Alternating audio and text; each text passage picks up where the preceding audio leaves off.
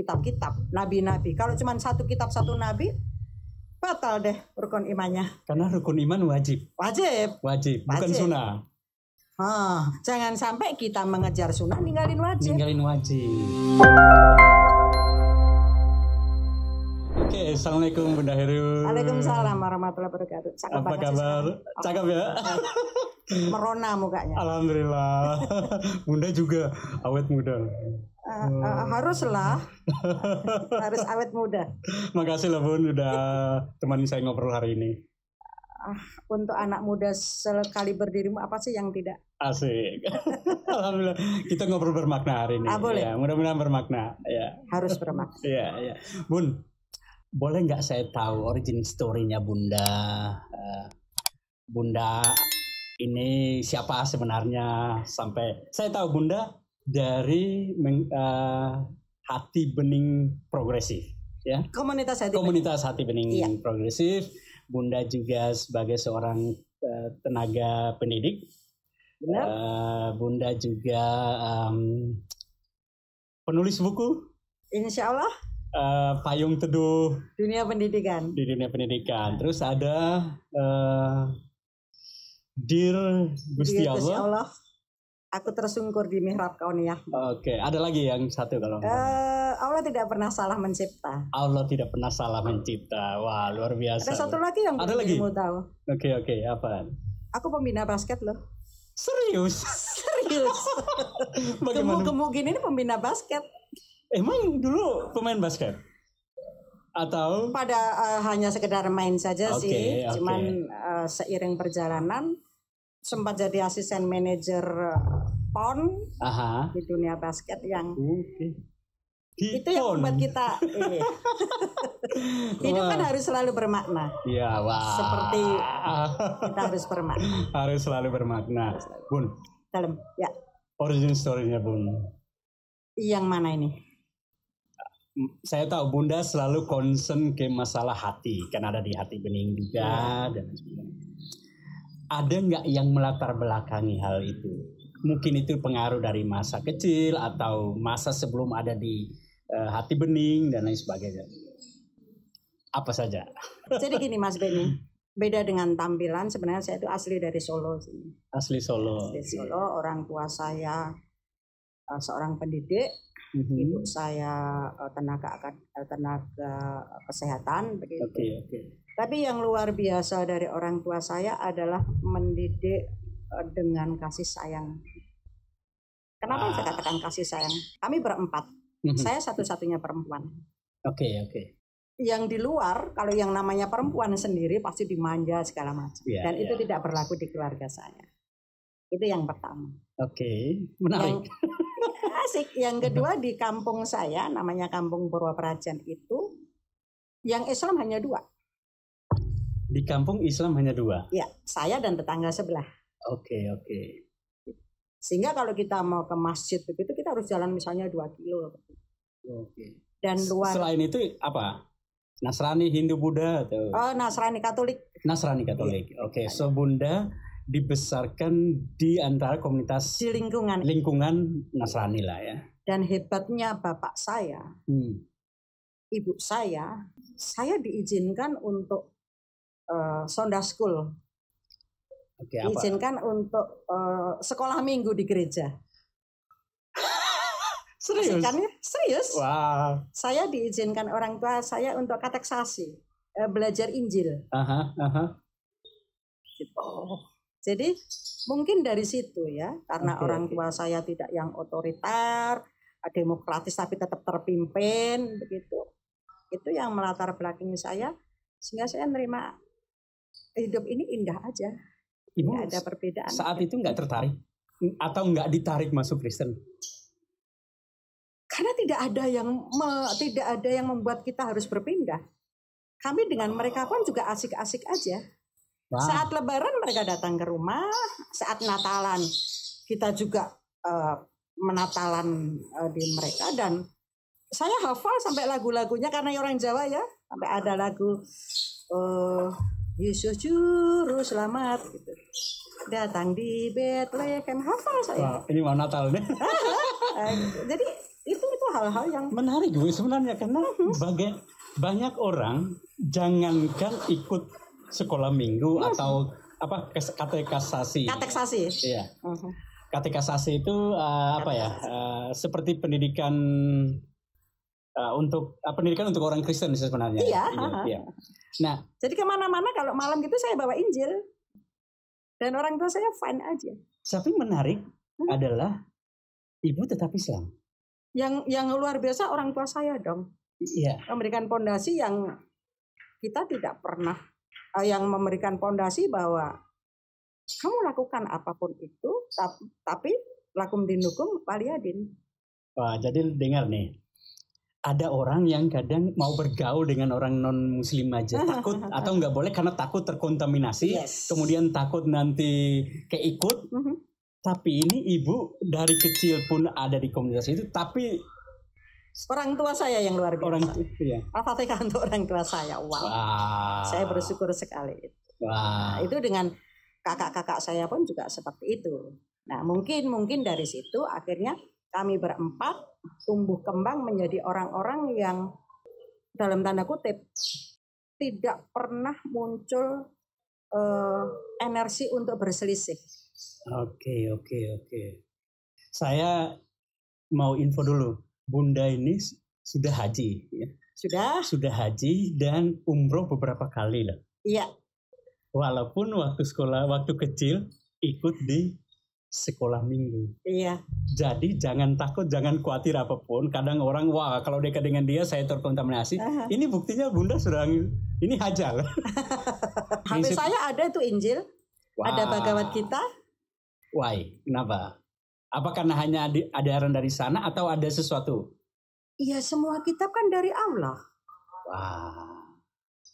Kita kalau misalnya mohon maaf lahir batin dunia akhirat, kalau kita belajar membaca kitab satu dengan kitab yang lain, mungkin saudara kita yang dicari adalah perbedaannya. Sehingga menimbulkan potensi konflik. Iya. Tetapi kalau kita dengan hati bening kita mempelajari itu, enggak ada yang beda. Hanya di Al-Quran dikatakan masing-masing sudah ditetapkan syariatnya. Syariat kamu, syariatku, syariatku. Wah. Tapi Allahnya kan satu. Kalau kita mengingkari salah satu kitab itu, kita mengingkari dong yang membuat kitab, yang menurunkan firman melalui yang bertumbuh jadi kitab. Karena semua itu adalah kitab Allah. Kitabullah. Allah. Yang juga diafirmasi dalam Al-Quran. Yes. Wow. Kan ada ayatnya. Kamu tidak akan katakan beriman kalau kamu tidak mengimani Al-Quran dan kitab-kitab sebelumnya.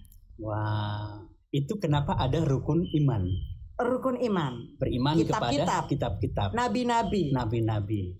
Orang yang saya mohon maaf nih, orang kalau tanya Nabi Musa apa Nabi Muhammad, salah dong rukun imannya. Kan itu nabi-nabi. Wah. Benar kan? Wah. Kan nabi-nabi. Nabi-nabi. Betul. Kalau kita ditanya, "Wan Nabi Yuka, Nabi Muhammad," salah enggak? Tapi kasihan dong nabi yang lain, orang itu semua juga dari Allah. Tapi yang sebagai sebagai pedoman, bukan sebagai pedoman, sebagai contoh kita karena kita berada di yang terakhir, maka itu sebagai yang kita anut. Betul. Kita pengertiannya Nabi Muhammad SAW. Ya. Tapi kita harus meyakini. Iya. Kalau enggak, kitab-kitab, nabi-nabi. Kalau cuma satu kitab satu nabi, batal deh rukun imannya. Karena rukun iman wajib. Bukan sunnah. Jangan sampai kita mengejar sunnah ninggalin wajib. Wah, menarik. Keren ya. Keren. Dari mana pandangan itu, pemahaman itu, Bung? Karena kan ini saya tahu ini pemahaman yang Islami dan Qurani, karena dasarnya kan rukun iman dan Quran. Gitu. Ya. Tapi kan tidak semua orang punya pandangan dan pemahaman seperti Bunda. Beriman kepada kitab-kitab, oke beriman tapi seperti lipstick. Iya. Sementara Bunda tadi install Injil di handphone ada. Taurat ada. Bhagavad Gita ada. So, dari mana hal itu sampai bisa mengakar dalam diri Bunda?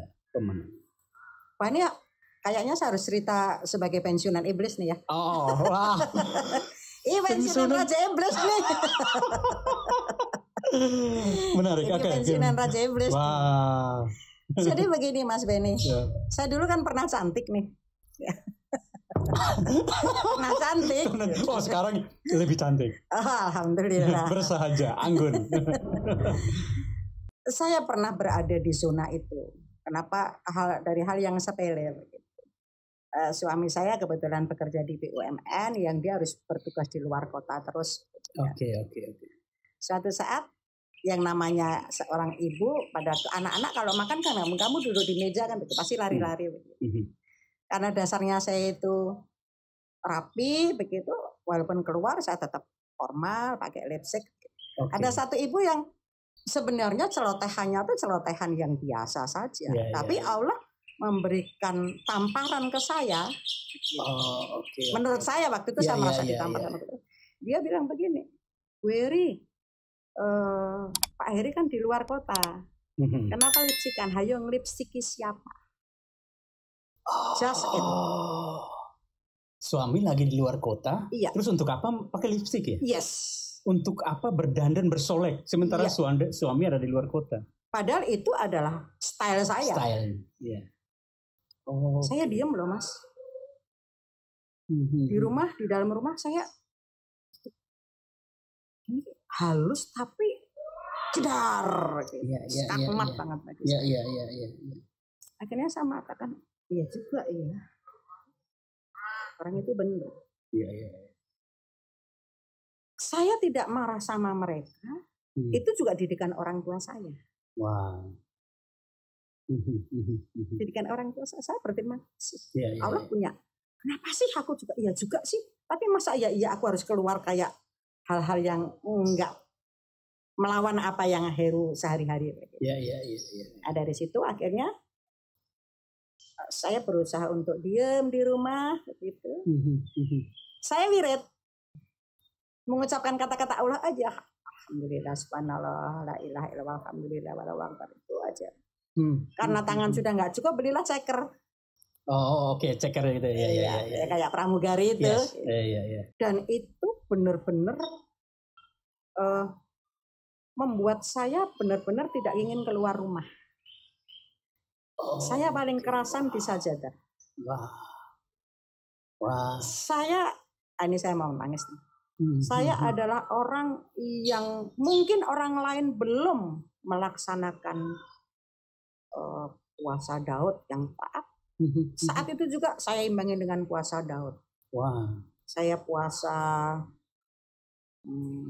tengah bulan 13, 14, 15 saya puasa Senin Kamis. Itu saya jalani. Supaya apa? Supaya saya tidak ada keinginan untuk keluar.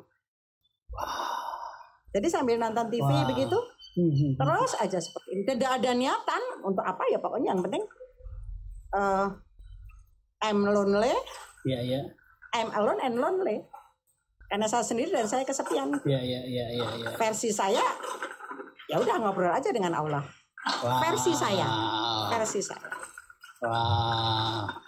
Saat suami tidak ada di rumah, sendiri dan kesepian. Iya. Ketimbang ngerumpi keluar dan kena fitnah. Iya. Mending di rumah ngobrol dengan Allah. Iya. Berawal dari hanya satu celotehan sederhana. Dan saya sampai sekarang berterima kasih karena beliau an'amta alaihim saya. Iya. Oke. Udah saya diem begitu, kemudian saya bisa, kalau kadang-kadang saya itu kok sampai 1000, kadang-kadang Al-Fatihah kok sampai 1000, padahal saya tidak niatan itu. Tidak ada niatan itu. Luar biasanya Allah versi saya saat itu. Kata orang-orang saya jadi punya indera keenam loh. Wah. Jadi kalau misalnya nih lihat, saya ketemu sama Mas Beni nih ya. Iya. Saya cuma tanya dok, siapa sih Beni ini? Wah kurikulum vitae masuk semua di sini. Namanya juga kita tidak paham gitu. Kamu tadi habis minta ibumu ya? Kamu tadi habis hati-hati loh kamu jatuh dia. Wow. Bangga dong. Dan itu diawali, saya tahu itu diawali dari ada di Surabaya namanya Aloha begitu ya, dekatnya Juanda. Saya lagi nyopir begitu. Saya berhenti mendadak. Kenapa? Karena yang saya lihat itu adalah perkampungan. Sebelah saya yang namanya Derni itu, Ibu kenapa berhenti? Itu kampung, Nak. Bun, ini jalanan, itu kampung, Nak. Begitu saya ada selesai, ya Allah. Itu titik awalnya saya melihat dunia lain. Seperti ada pengalaman spiritual hal ini. Bukan pengalaman spiritual. Real. Memang real. Real di mata saya real. Bukan angan, bukan mimpi, bukan. Oke. Itu real. Dari situ muncullah ya, dikasih lah terus aja. Saya bisa nambahin orang sakit loh. Luar biasa kan? Luar biasa. Jadi kali ini nih, tangannya Mas Beni coba di sini. Mas Beni sakit. Atau enggak usah begini. Oh, kamu ini. Saya bisa aja baca raja. Wah. Ada sakit, sembuh. Wah. Gila enggak? Saya pikir, wow, saya benar-benar pilihannya Allah. Iya. Dan itu berlangsung selama 2 tahun. Begitu masuk rumah orang gitu, saya udah diam gini. Kenapa, Bun? Tuh ada ini.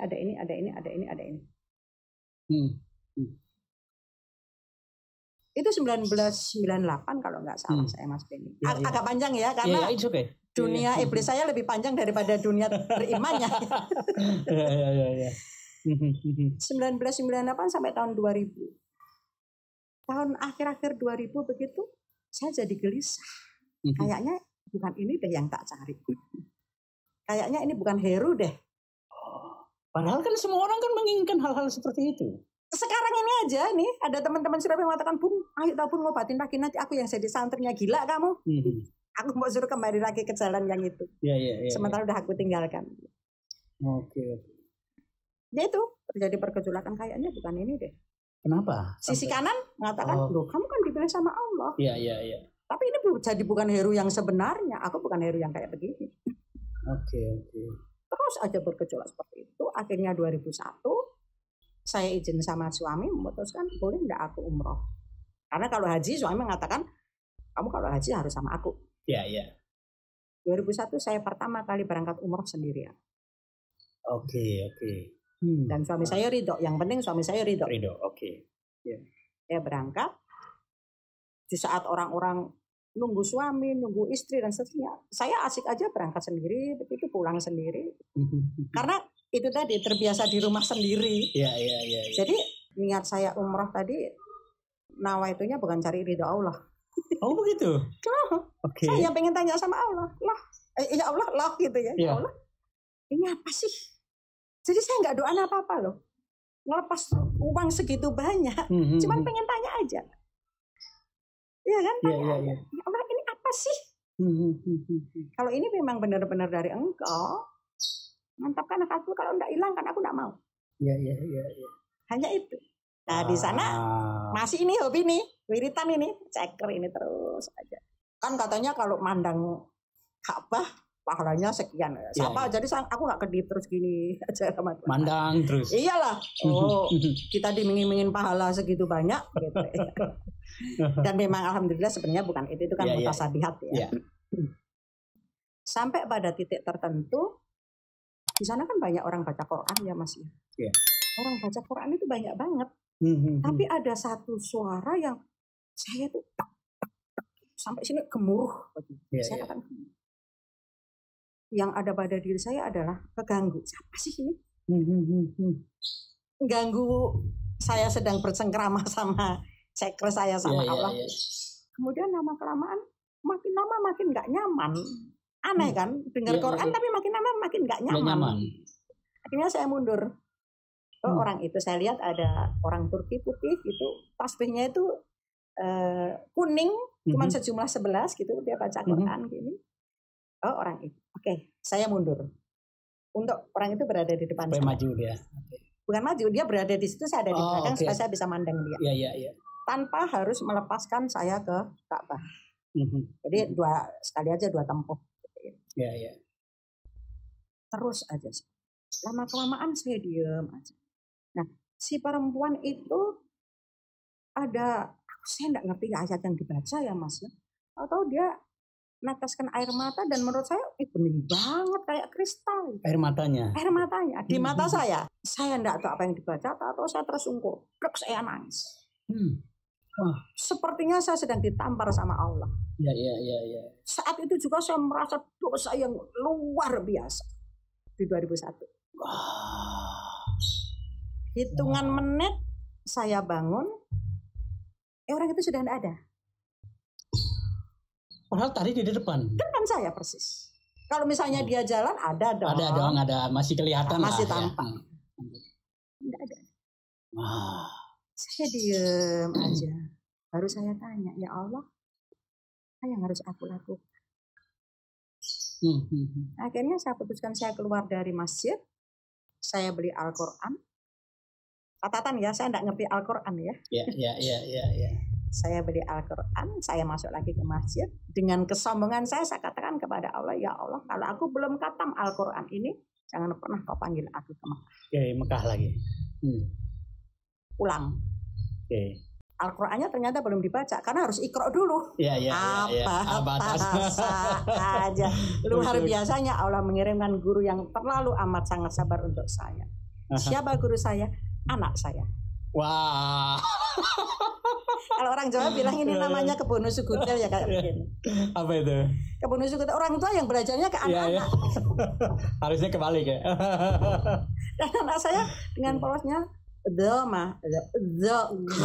capek nak. Dengan ketelatenan dia pelan-pelan. 2 tahun saya kapan. Dan selama di sana tadi kan saya bilang sama Mas Benny, ya Allah aku cuma pengen ini apa sih yang aku dapatkan ini. Akhirnya enggak tahu gimana 2003 saya bisa balik lagi ke sana. Kembali ke Mekah karena memang saya benar-benar udah khatam. 2 tahun setelah itu. 2 tahun. Jadi di belajar Al-Quran itu enggak. Jadi kalau kita nyopir ada traffic light gitu berhenti baca. Satu catatan, saya baru baca dan tidak paham. Oke. Baca dan paham ini berbeda. Katam dan paham beda. Katam dan paham beda. Oke. Jadi saat itu hanya katam aja. Okay. Apa isinya? Katanya itu isinya apa? Aku bisa baca aja udah alhamdulillah deh. Ya. Oke. 2003 saya balik lagi. Oke. Tapi sepulang dari 2001 saya umroh, saya sudah bisa mengendalikan diri untuk tidak gampang mengucap sesuatu yang selama ini kan aku kamu. Sekarang saya enggak. Di situ saya sudah tidak. Jadi saya sudah bisa, kecuali orang itu tanya baru saya jawab. Kalau kemarin kan kita enggak. Spontan langsung mau pengen jawab. Reaktif banget lah. Iya. Misalnya Bun, saya kehilangan ini. Kamu tadi habis minta orang tuamu sih, makanya. Oke. Nah 2003 saya sudah mulai pura-pura alim, pura-pura bijak. Itu pura-pura alim, pura-pura bijak, atau memang ada satu kepribadian yang memang berubah? Satu sifat yang mungkin berubah. Ke arah itu. Ke arah situ. Oke. Tapi karena saya belum paham. Oke. Ya. Kemudian 2005 saya haji dengan suami. Pendamping haji saya seorang yang luar biasa banget dalam kehidupan saya, dan dia yang benar-benar memberikan saya, membocorkan job desk saya dari Allah. Pada itu ada umroh sunnah kan, kita haji kan. Benar. Membocorkan job desk Bunda dari Allah, job desk dari Allah. Menarik. Nanti kita bicara itu. Oke. Nah, lanjut Bunda. Kan kita haji kan sekian hari. Ya. Kebetulan saya diberi Allah rezeki yang haji yang tidak terlalu lama menunggu kan, seperti itu. Kemudian pas siang begitu teman-teman pada mau umroh sunnah. Ya. Umroh wajib kan itu udah selesai semua. Ya. Beliau yang luar biasa ini, Bu Heru, ya, itu pimpin itu jemaah perempuan. Saya Tat. Iya. Jangan guyon Tat. Tat Ustadz maksudnya ya. Jangan guyon Tat. Iya. Serius Tat. Tapi saya nggak apa. Kan bisa baca. Kan bisa baca. Dan gilanya seorang Heru berani ambil tantangan. Oke. Saya katakan gila. Dengan keminiman pemahaman ini. Pemahaman Quran jauh. Saya berani ambil tantangan. Dan saya belum tahu Allah maunya apa. Begitu selesai ya udah selesai. Apa sih gitu kan kadang-kadang kita mengalir aja lah. Dan waktu itu juga belum akrab-akrab banget juga sama Allah. Karena tadi yang saya dapatkan itu kan kita juga tidak tahu itu dari Allah atau bukan. Kan kita tidak bisa bedain. Orang mengatakan hati nurani itu dari kata Allah, kata siapa? Tunggu dulu. Sekarang saya udah bisa berani ngomong seperti itu. Hati-hati. Kan begitu. 2005 saya ada aktivitas yang saya menjadi satu-satunya instruktur perempuan di dunia spiritual, di dunia adalah saya tidak mau sebut nama. Sampai 2007. Nah, di 2007, 17 Desember 2007 itu benar-benar titik kulminasi hijrah saya. Titik kulminasi saya benar-benar yang sebelumnya diangkat sama merasa diangkat sama Allah. 17 Desember 2017 di Palembang saya benar-benar dibanting sama Allah sehingga saya ambyar. Apa yang terjadi? Kita diundang. Ada bertiga, kita diundang Mas makan pindang biasa, memang kan kita makan gini. Beliau mengatakan gini, doa makan apa? Kan kita ngakak. Ustadzah sudah berani bukan berani. Orang-orang sudah menganggap saya seorang ustadzah. Saya kan. Masa cuma doa makan? Masa doa makan, Allahumma gitu. Dan saya juga tidak mau jawab. Jawab leh. Ada Boni itu lebih lebih muda daripada saya. Allahumma barik lana. Terus itu doamu juga Neng. Neng itu Mbak. Iya. Egois kamu. Ini sudah mau makan ini. Iya. Taruh yang benar aja. Emang ada doa yang lain. Dia kasih Quran. Ya kan? Dia kasih Quran. Buka surat 80 ayat 24. Surah 80 ayat 24. Karena sudah merasa bisa baca Al-Quran Arab. Bahasa Arab saya pakai bahasa Arab. Enggak usah pakai bahasa Arab, terjemahan aja deh. Oke. Kenapa? Kamu sudah kata? Sudah. Paham? Enggak. Ini. Paham? Enggak, ya udah pakai bahasa Indonesia dulu gitu. Tapi tetap harus pakai belajar. Tapi ngaji sholat harus tetap pakai bahasa Arab. Bahasa Arab, Ayatnya jelas. Dan apabila kamu makan, perhatikanlah makanan itu. Maksudnya apa nih? Iya. Versimu apa? Oh, mudah lah. Kalau kita makan kita harus perhitungkan gizi, ya kan? Oke. Orang biologi nih. Oke. Iya. Satu lagi saya guru biologi. Gizinya, kebersihannya, barangkali ada staples dan seterusnya kan seperti itu. Iya. Ya katakan. Itu yang membuat orang miskin semakin bertambah banyak di Indonesia. Apa kaitannya? Iya. Tadi ayatnya apa? Dan apabila kamu makan, perhatikanlah makanan. Pertanyaan dia adalah, kamu udah makan ini? Iya. Orang kamu makan enggak? Makan. Karena orang tua saya kayak enggak tapi cukup. Ada. Saudaramu makan. Dari semua saudara aku yang paling tidak. Iya. Tetangga kiri kananmu, orang miskin, anak yatim, sudah makan belum? Kalau belum makan di saat kamu makan, dolim kamu.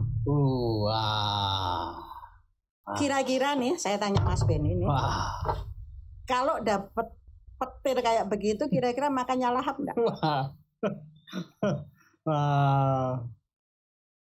Wah, banyak di luar sana yang saya di sini ada ikan, ada ini semua di sana belum tentu mereka. Padahal saya baru landing dari Surabaya dalam kondisi yang terlalu amat sangat lapar dan saat itu juga Allah memberikan sinyal perut saya penuh dan saya tidak lagi selera makan. Saya diam dan saya nangis. 17 Desember 2007. Wah. Itu nuzul Quran. Di situ titik awal nuzul Quran ya, memahami Al-Quran yang sebenarnya. Bahkan dari hal sepele tadi, makan tadi. Mungkin Allah ngerti ya kalau saya bodoh ya.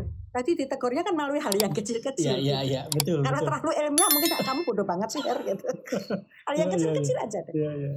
Kalau saya lihat riwayat pendidikan Bunda, nggak nyambung ya. Itu apa ya? S1 biologi ada macam-macam lah. Jadi bukan orang bodoh sebenarnya. Tapi mungkin di mata Allah, kamu nggak ada apa-apanya. Saya kasih yang sederhana-sederhana aja deh, pengertian yang sederhana aja. Ternyata nggak ngerti juga. Nggak ngerti. Gimana kita mau sombong? Iya. Gelar saya 3 loh. 3 loh. Sombong-sombongan nih. S1 biologi, S2 HRD, MBA. Zaman segitu MBA men, 2000 tahun 2000 saya lulus MBA. Iya. Ternyata hanya masalah gitu kata Allah. Iya.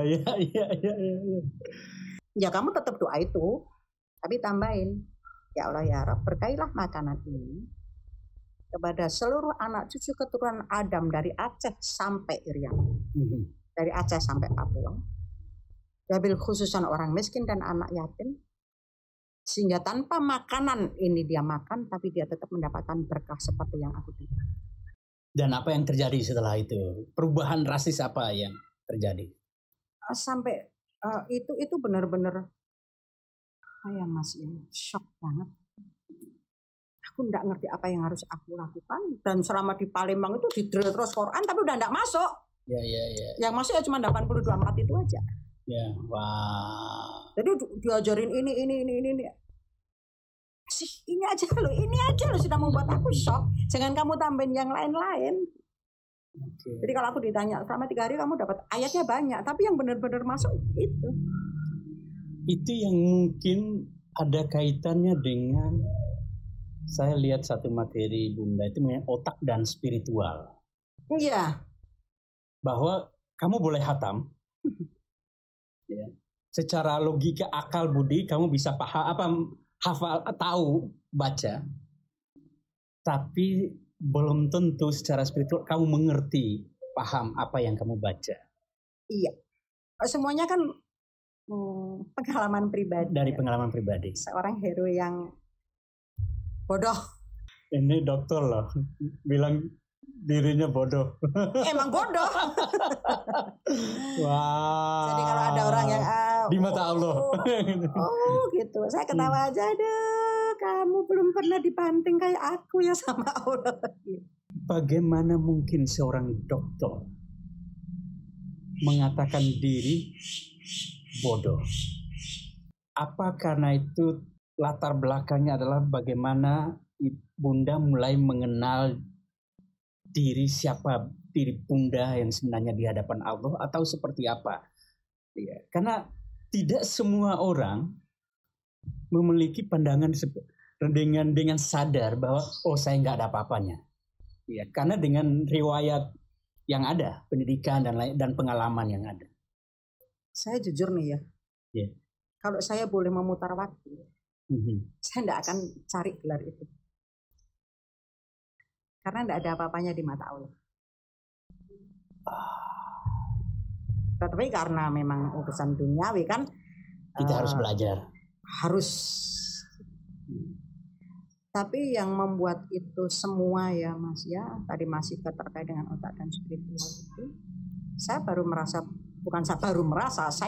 sangat merasa bodoh sekali. Masih terkait dengan yang tadi, di saat saya sholat. Oke. Siapa sih yang tidak khusyuk banget sholat di Haram, di Nabawi, dengar adanya kita sudah nangis, lihat Ka'bahnya aja kita sudah pada waktu kita tawaf, pada waktu kita sa'i, tidak ada selain Allah, ampuni. Tapi berbanding terbalik saat kita pulang ke rumah, kita sol. Rasa ini kemana? Ya, harusnya kan Sama. Tuhannya sama. Tuhan yang sama dan Tuhan tidak dibatasi dengan ruang dan waktu.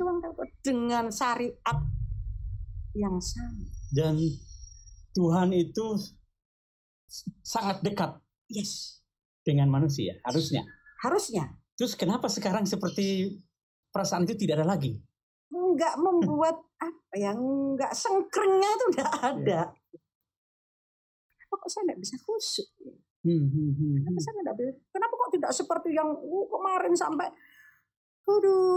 Al-Fatihah yang kayak begitu aja benar-benar menikmati sampai apalagi mengatakan ihdinas siratal di sini Bismillahirrahmanirrahim Malik Yaumiddin. Ini speednya kok jadi cepat. Lebih cepat. Ya. Di sana kan kita benar-benar menikmati dari kata per kata. Kan? Ya. Di sini kan Bismillahirrahmanirrahim. Allahu Akbar. Kemana ini? Itu yang pertama. Ya. Saya mulai mikir. Wah ini salah lagi nih. Itu kok enggak pernah salah sih gitu. Salah lagi nih.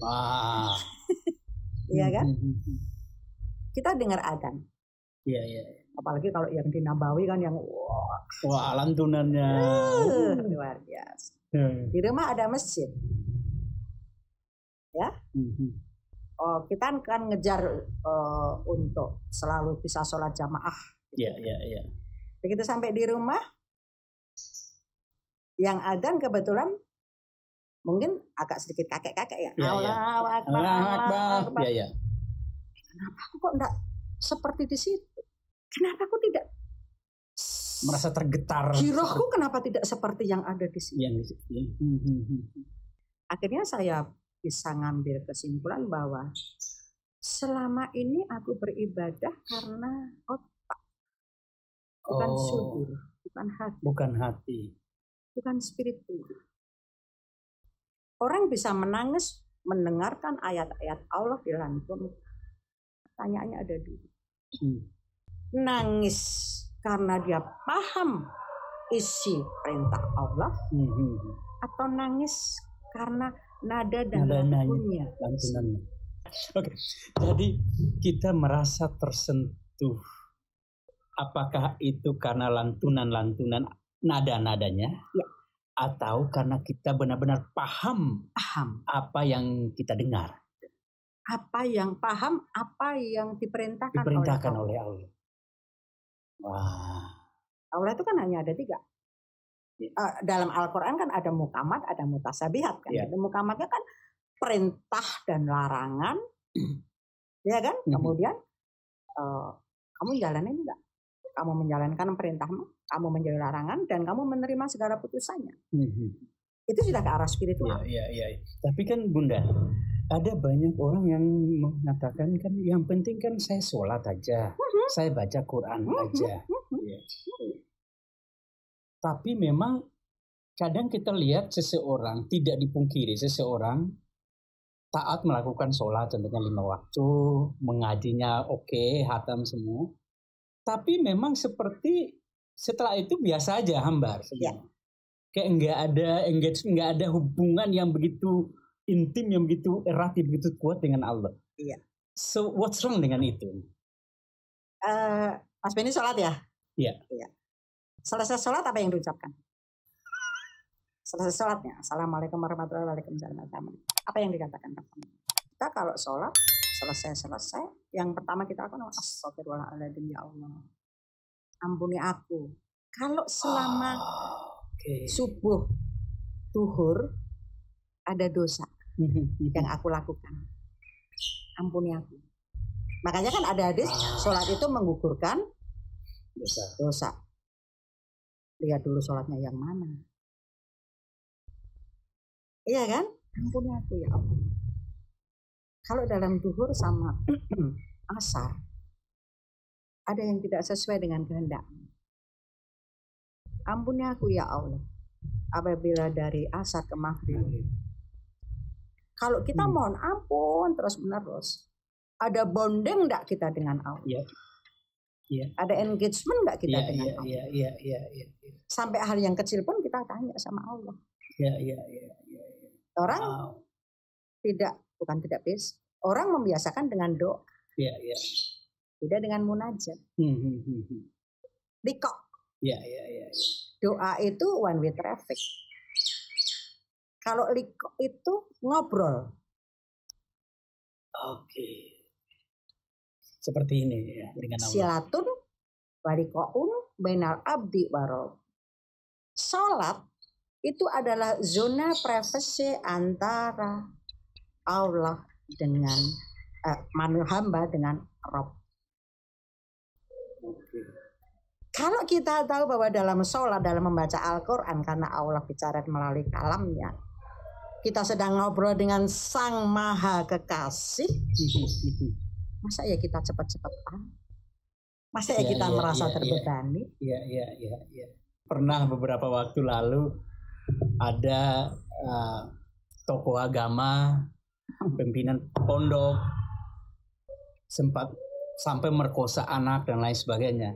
Kadang logika kita berpikir, kan dia pasti baca Quran hari-hari, sholat 5 waktu nggak ketinggalan semua. Tapi kok bisa lakukan hal-hal seperti itu? Mungkin apakah itu ada hubungannya dengan yang tadi, bahwa ya kita kenapa itu bisa terjadi karena melakukan sebuah ibadah tapi tidak terkoneksi dengan Allah, sehingga itu ya nggak ada menggugurkan kewajiban. Ya betul. Seperti apa Bunda lihat? Ya, itu menggugurkan kewajiban. Artinya seluruh aspek kegiatan harus manusia ingat Allah. Harus ingat Allah. Engagement lagi. Iya. Nah, kalau sosok yang tadi diceritakan, mungkin dia hanya ingat hitungan, maybe. Iya. Kalau alam bisawab. Iya. Tapi kalau misalnya setiap saat duduk dia ingat Allah, nggak mungkin lah, Mas, terjadi seperti itu. Bagaimana supaya kita bisa bonding dengan Allah? Kita analognya semut sederhana sekali ya. Okay. Semut suka dengan apa? Gula. Ini semut. Ya. Yeah. Ini biarin aja. Ini ada tulisan gula. Oke. Okay. Ini ada sekelompok yang memanggil-manggil semut. Dan ini ada gula secara asli. Pasti ke sini dong semutnya. Kenapa? Karena dia tahu gulanya ada di sini. Itu kuncinya. Di An-Nahl ayat 128, okay. Allah menyukai orang yang takwa dan berbuat baik. Tidak yang hanya teriak-teriak saja. Tidak yang hanya baca-baca saja. Tapi di saat kita dua-duanya kita kerjakan dan kita takwa berbuat baik, tidak usah kita katakan Allah beserta. Beserta itu di mana? Ini Allahnya ada di sini. Wah. Jangan hanya urusan-urusan yang empiris yang hanya di luar, kafir semuanya. Kalau Allahnya ada di sini, bonding nggak? Bagaimana cara pertanyaan? Bagaimana cara bonding? Berbuat baiklah, bertakwalah. Takwa itu takwa versi siapa? Takwa versi Allah dong. Kalau kita takwa sebagian manusia hanya mengatakan melakukan perintah, menjalankan perintah, menjauhi larangan. Ya terlalu luas. Terlalu luas ya. Tapi takwa versi Allah, Al-Imran 133, 134. Apa itu? Al-Imran ayat 133, 134. Ayat 133, 134. Intinya adalah orang yang takwa itu adalah orang yang mohon ampun segera. Mohon ampunnya segera, tidak hanya pada waktu Lebaran, tidak hanya setelah sholat, kemudian menafkahkan harta dalam keadaan lapang maupun sempit. Punya duit sedekah, nggak punya duit sedekah. Orang yang bisa menahan amarah, orang yang bisa memaafkan kesalahan orang, dan orang yang hobinya berbuat baik. Nggak usah mikir macam-macam, kita tetap jalankan sholat, syariat tetap jalankan. Syariat tetap jalan. Ini kita masukkan, tidak usah kita minta, Allah beserta kita. Wow. Kalau Allah beserta kita, apa yang kita takutkan? Kalau Allah beserta kita, apa yang kita takutkan? Saya kira itu closing yang sangat baik. Terima kasih. Terima kasih banyak Bunda. Mohon maaf lahir batin untuk dunia obrolan akhirat. yang sangat bermakna ini. Sangat luar biasa. Sangat bermakna obrolan ini. Mudah-mudahan menjadi berkah dan inspirasi buat banyak orang. Insya Allah. Makasih banyak sekali lagi untuk waktunya. Mohon maaf lahir batin dunia akhirat. Oke, itu obrolan saya dengan Bunda Heru. Mudah-mudahan sangat bermakna hari ini.